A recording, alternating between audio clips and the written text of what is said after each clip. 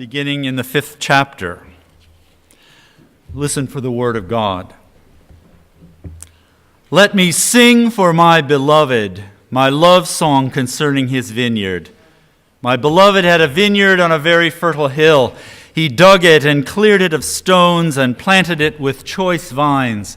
He built a watchtower in the midst of it and hewed out a wine vat in it. He expected it to yield grapes, but it yielded wild grapes. And now, inhabitants of Jerusalem and people of Judah, judge between me and my vineyard. What more was there to do for my vineyard than that I have not done in it? When I expected it to yield grapes, why did it yield wild grapes? And now I will tell you what I will do with my vineyard. I will remove its hedge, and it shall be devoured. I will break down its wall, and it shall be trampled down. I will make it a waste, and it shall not be pruned or hoed, and it shall be overgrown with briars and thorns. I will also command the clouds that they rain no rain upon it. May God add a blessing to this reading of the Word.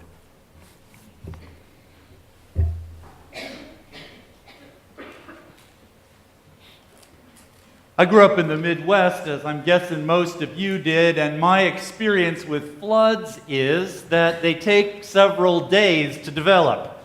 The rain falls, and it has to soak into the ground has to get saturated, and then it leaks into the creeks, and then the creeks into the streams, and then the streams into the bigger streams, and the streams into the rivers, and before you know it, people have water in their basements and in their backyards and all kinds of things. But mostly, the whole flash flood thing is a little strange to us. Occasionally it happens, and you have to be careful, but mostly a flood is a slow motion event. So I was surprised when I spent my first summer out in New Mexico working at Ghost Ranch. And one of the first things they did when they oriented the college staff was to take us down in the arroyo behind the dining hall, which was a large, empty, dry water course. And they made sure they had our attention. And they said, if you are ever in an arroyo and you see a little bit of water trickling down the middle of it, get out of the arroyo immediately.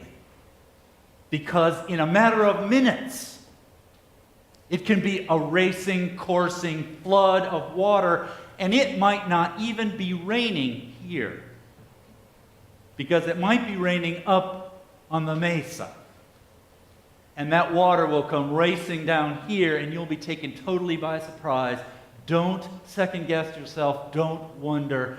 Get to higher ground, because water comes like that.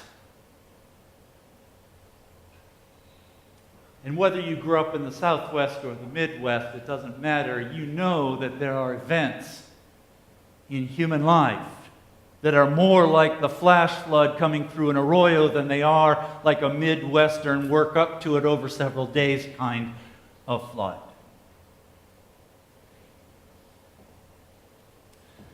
The 28-year-old son of good friends, 1 week will be moving into his new apartment, really enjoying his new job, looking forward to a bright future with the woman that he is engaged to and intends to marry. And a week later, he can be diagnosed with multiple myeloma and be fighting for his life for the next year and lose that fight. That happens in the flash of an eye.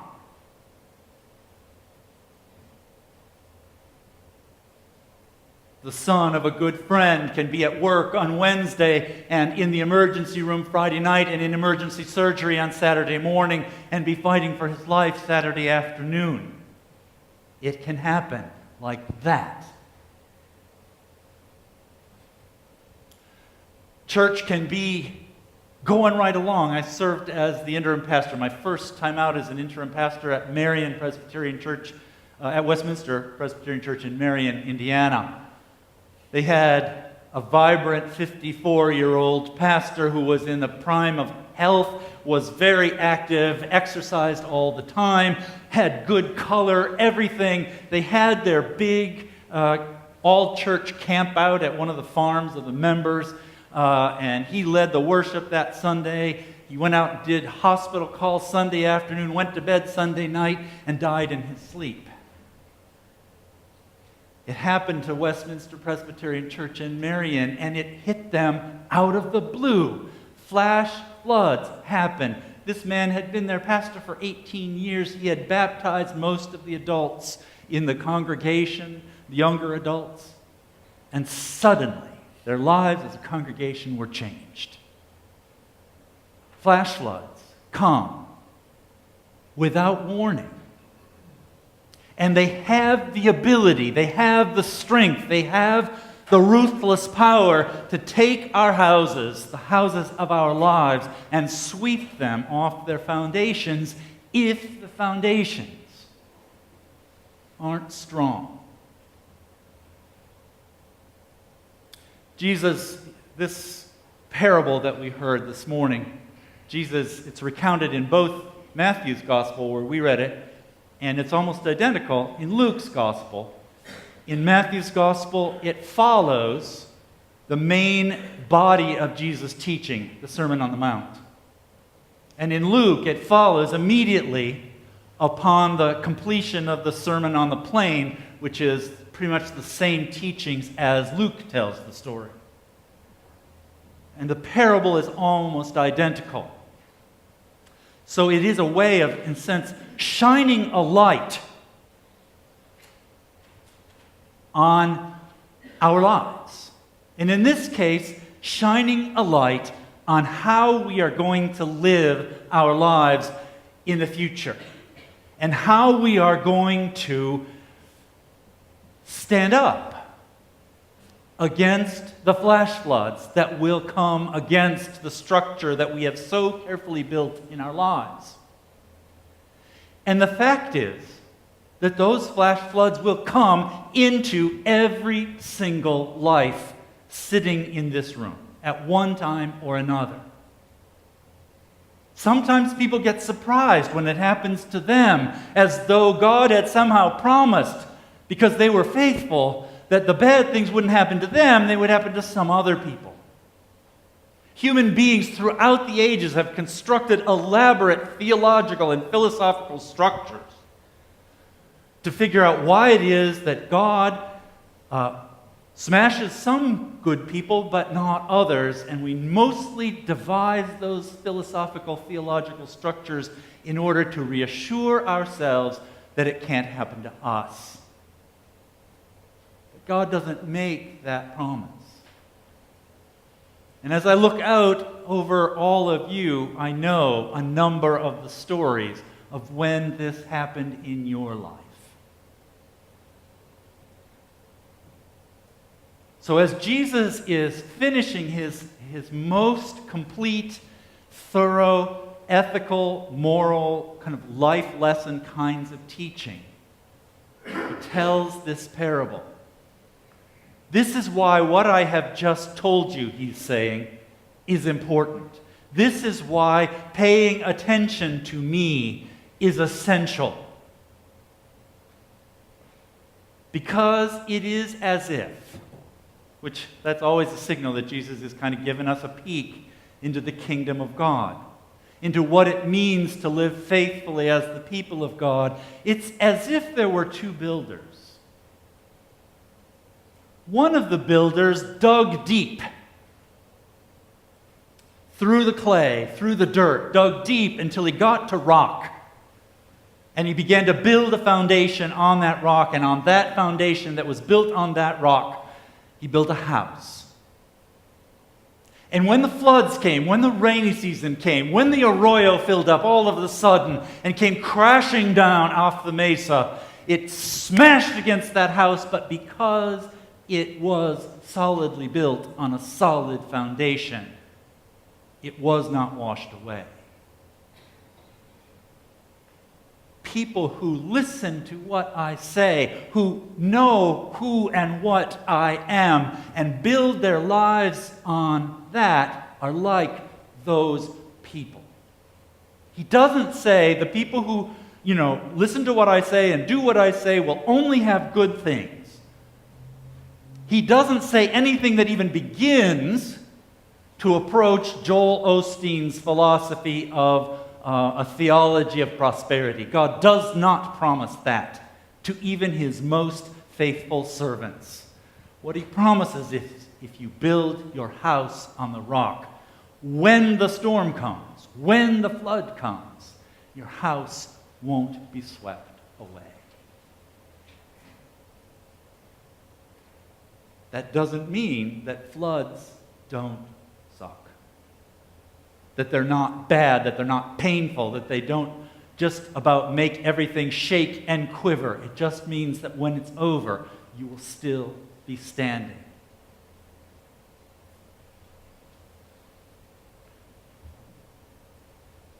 People who listen to what I say, who look at who I am, who know what I am, but don't build that at the center of their lives, will be like a man who built his house on dirt or on sand.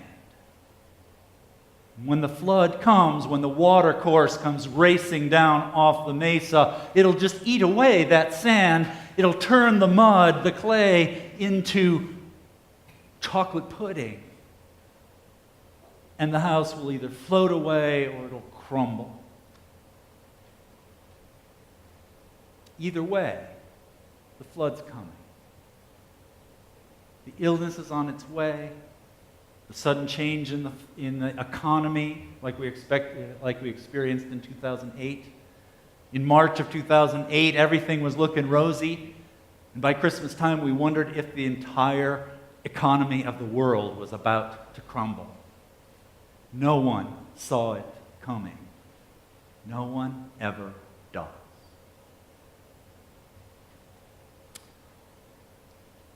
Jesus is talking to a culture that is planted in Palestine.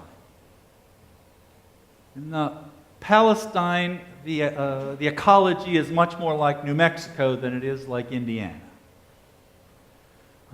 Unstable soils, desiccated soils, plant life that's few and far between. When you walk out on the hills in New Mexico or in Palestine, you're mostly walking on dirt with a plant here, a plant here, a plant here. When you walk out in the fields in Indiana, you're walking on plants. You can't even see the dirt. Jesus says, so these are people who understand the nature of the soil, of this particular kind of soil. He's also talking to people who mostly built their own homes, or helped to build their own homes, or lived in homes, or have helped to build homes. These are not people who went to a contractor and said, I want a house on this lot, call me when it's finished. They know the nature of the ecology and the weather and the climate in this place. In Palestine, there's summer and winter, but summer means hot and dry, and winter means cooler and wet. Rains all the time. The rainy season.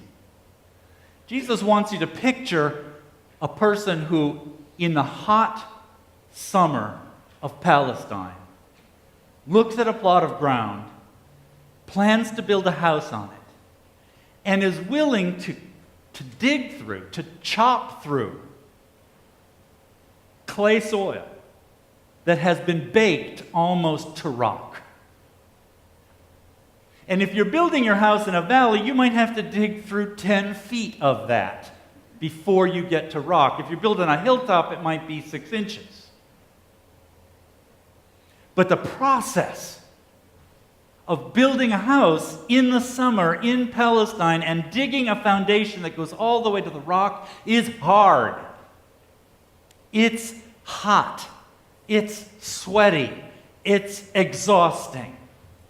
And when you're standing there on that hard-packed, baked clay, you're thinking, I could just build my house on this. It's solid.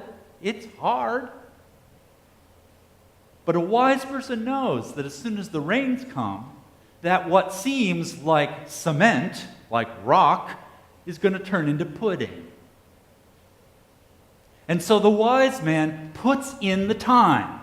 The wise man focuses on the task. He cuts, he digs, he chops, he carries it away until he hits the rock where he begins to lay the foundation of his house and to build his house on the foundation. And he's doing that all the while under unpleasant circumstances, difficult work, when there's no sign in the sky that anything bad is going to happen. The foolish man just says, this is hard enough, this is good, we'll build my house here without thought for the weather that is coming. So the first thing that Jesus wants his listeners to understand is that hearing and doing what I say, understanding who I am and building your life around that is going to be more work for you. It's going to require an investment of effort and time and energy to actually build your life on that. It's going to mean foregoing other opportunities where you might invest your money, your time, your energy. Building on this foundation is expensive. But it is the thing that will give you the strength to stand when the flood comes to wipe you away. Life is full of things that are good, that they're happy, they're helpful, they're fun. They're full of activities and objectives and priorities that take our attention all the time. And when it's not raining, that's where our attention wants to go. But eventually it will be raining. And we'll want the foundation that only focusing on the teachings of Jesus and the nature of Jesus and the sacrifice of Jesus can give our lives a strength and a foundation.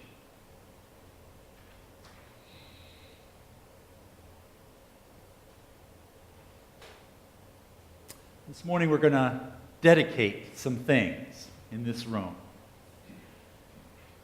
If they are just things, if this beautiful now sanctuary is just a monument to our own goodness and our own generosity, it's going to be like the clay soil under a house. It won't amount to a hill of beans.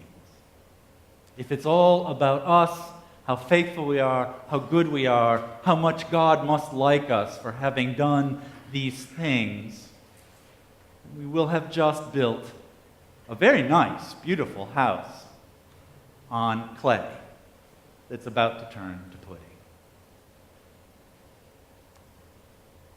On the other hand, if what we invested in here was a place to bring people to experience the power of God's presence in their lives, if what we invested in and worked hard for was to build a foundation where people can explore the importance of Jesus in their lives and experience His presence and learn how to trust in Him during good times and bad times, then what we invested in and what we built here and the work that we all put into these changes and these investments will be part of a foundation that will not only stand the test of time, but will help us to stand in the midst of a flood. So as we dedicate the things that we have done in this place, the improvements that we have made, as we walk down through the building, which we will do in a few minutes, and see those things, one of the things we need to be doing as we dedicate is offering this building again. And the programs that happen in these buildings and which can happen more effectively because of the changes that we made. We need to be dedicating that and ourselves and our participation in this place, in the educational opportunities and in the worship opportunities and in the recreational opportunities that this place affords.